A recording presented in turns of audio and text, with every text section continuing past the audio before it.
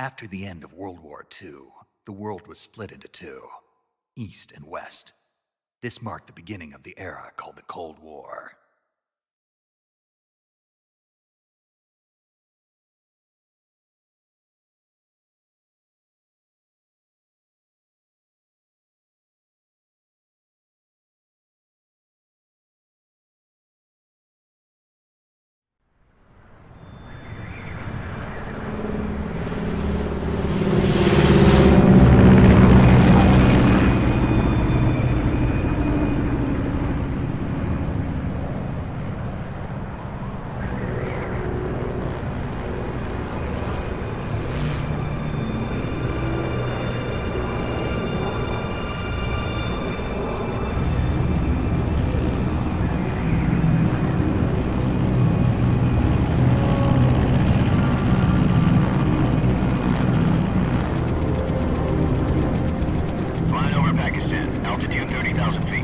Approaching Soviet airspace.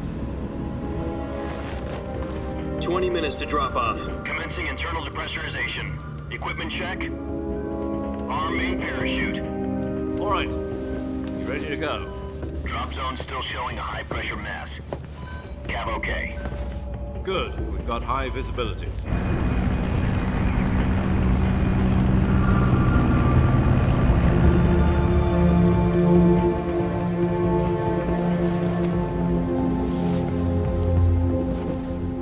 Cigar. Connecting oxygen hose to interior connector. Put on your mask.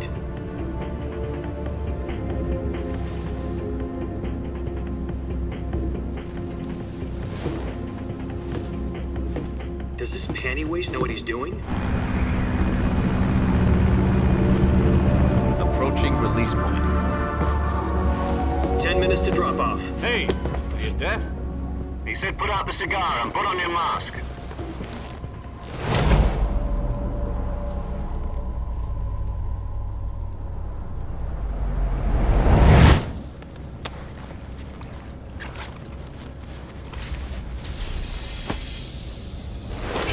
Depressurization complete. Checking oxygen supply. 6 minutes to drop off. Opening rear hatch.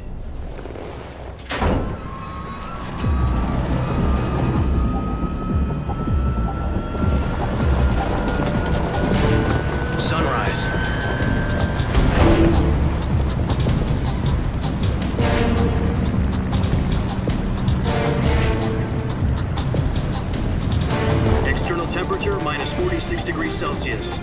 2 minutes to drop off. Stand up. You'll be falling at 130 miles per hour. Try not to get frostbite from the wind chill. 1 minute to drop off. Move to the rear. Activate the yellow bottle. This is one for the history books. The world's first halo jump. 10 seconds to drop off. Stand by. Status okay. All green. Prepare for drop-off. Countdown.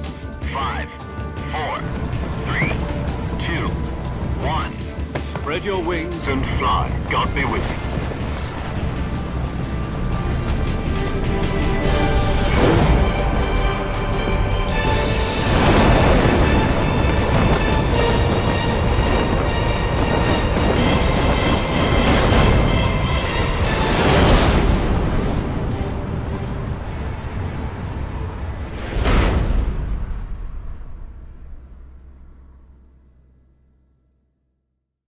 Jack, I've got some important news. The head of the CIA has finally given us the green light for the virtuous mission. Virtual mission? No, the virtuous mission. The future of our Fox unit depends on it. If it succeeds, we'll be officially organized into a unit. Virtuous mission? Sounds like some kind of initiation ritual. You know, don't get cocky. This isn't a training op. Right. So what exactly is this wonderful mission? Well, about 2 years ago, a certain Soviet scientist requested asylum in the West through one of our moles. His name is Nikolai Stepanovich Sokolov. He's head of the OKB 754 Design Bureau, one of the Soviets' top-secret weapon research facilities, and the East's foremost expert on weapons development. Sokolov? Isn't he that famous rocket scientist? The very same. On April the 12th, 1961, the Soviets achieved the first manned spaceflight in history. The Earth was blue, but there was no God. Well spoken. The rocket that carried Yuri Gagarin into orbit was the A-1, known as the Vostok rocket. Sokolov is said to be the man most responsible for the multi-engine cluster used in that rocket. After Gagarin's flight, Sokolov left rocket development to become the head of the newly established Design Bureau. From a lowly technician to head of a design bureau, that's quite a success story, so why do you want to defect? It seems he'd become afraid of his own creations. Afraid? Call it a crisis of conscience. And for that, he left his country and his family behind and went over the fence? Not exactly. One of his conditions was that his family was also to be taken safely to the West. We used a mole to get the family out first and succeeded in sneaking Sokolov over the Berlin Wall shortly afterwards. I was the one who conducted the operation. The security on the eastern side was still full of holes back then. Then what? We got Sokolov over in one piece, but the whole ordeal had left him exhausted, and we checked him into a hospital in West Berlin. It took him 2 weeks and more than 600 miles to get from the research facility in the Soviet Union to Berlin. He was in no condition to say anything coherent. And it was only a week later that we had something much bigger on our hands. The Cuban Missile Crisis. October the 16th, 1962, President Kennedy received word that the Soviets were in the process of deploying intermediate-range ballistic missiles in Cuba. The President demanded that the Soviets dismantle and remove the missiles. At the same time, he announced a naval blockade to prevent further missile shipments from reaching Cuba. But the Soviets didn't back down, instead placing their armed forces on secondary alert. Soviet transport ships carrying missiles continued on course towards Cuba. US and Soviet forces went on alert for an all-out nuclear war. Frantic negotiations were conducted through the UN's Emergency Security Council and unofficial channels to end the hair-trigger standoff. Finally, on October the 28th, the Soviet Union agreed to remove its missiles from Cuba, and so the world avoided a nuclear holocaust. But in order to get the Soviets to pull their missiles out, we had to make a deal. You mean the one where the US agreed to remove its IRBMs from Turkey? No. The Jupiter IRBMs deployed in Turkey were obsolete, and we were going to get rid of them anyway. They had no strategic value whatsoever to either the US or the Russians. The Turkey deal was a ruse. a cover story that was fed to the other intelligence agencies around the world. So what did the Russians really want? Sokolov. They wanted us to return Sokolov. You mean the Soviets pulled out of Cuba just to get their hands on Sokolov? That's right. What the hell was he working on? At the time, we had no idea. We were running out of time. It was either give up Sokolov or risk full-scale nuclear war. In the end, we had no choice. President Kennedy gave in to Khrushchev's demand. The next day, I got Sokolov out of the hospital, handed him over to agents on the eastern side. Sokolov kept on screaming, "Save me," until he disappeared from my sight. Then, a month ago, we received some new information from one of our moles. About Sokolov? Yes.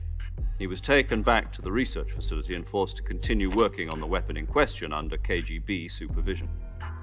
What's more, it's on the verge of completion. So what kind of weapon is it? Something to do with space rockets? No, missiles. Same technology. I guess you're right. We don't know the details, but it appears to be a new kind of nuclear device. For half a year now, the Soviets have been conducting frequent nuclear tests at Semipalatinsk. Something to do with the weapon, I assume. We're talking about a secret weapon so big that Khrushchev was ready to pull out of Cuba to get it back. Is Sokolov still in the facility? No. According to our intelligence, he's in Selino-Yarsk, a place in the mountains about 3 miles to the west that's known as the Virgin Cliffs. The Virgin Cliffs. Nice name for a virtuous mission. They moved him there just recently. Why? Apparently, they're conducting a field test of the weapon, but it's our best chance to get him back. This mission would never have been possible if he was still in the research facility. This is our last chance. Sokolov must have known that too when he contacted us.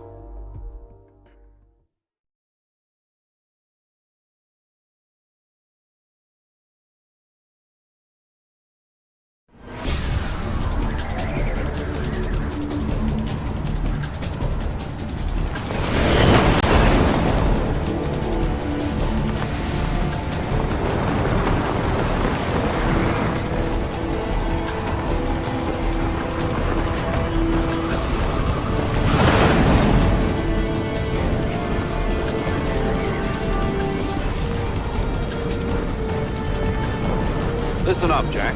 Your mission is to infiltrate Selino-Yarsk in the Soviet mountains, ensure the safety of Sokolov, and bring him back to the west.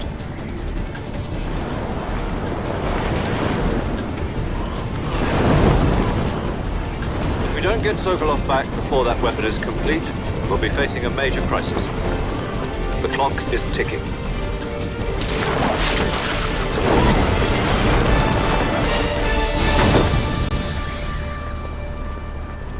Once we've confirmed the rescue of Sokolov, stand by at the recovery point. A recovery balloon will be dropped at that point. Helium will be pumped into the balloon to inflate it. The process takes about 20 minutes.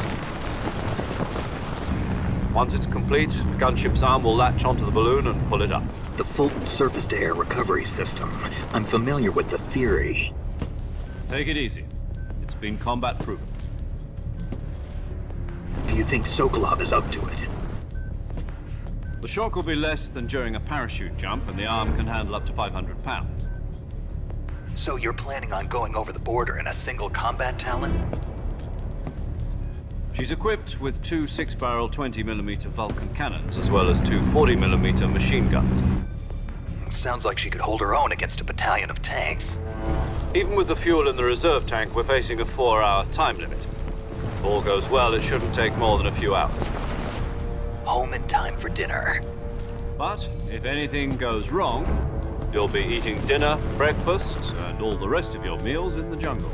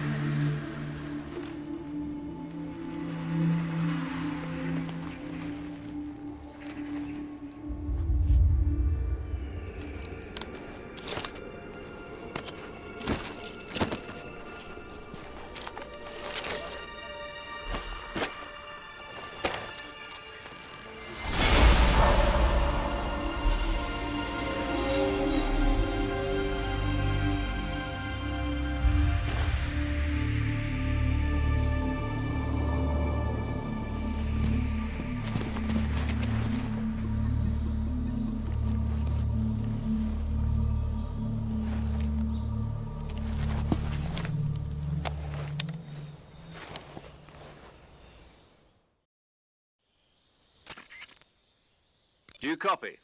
You're already in. From here on out will be your code. Your Snake? Oh, you don't. What do you mean? I don't know. What? This, you, this, and your. Great. No, you, you're. Nope. My, oh,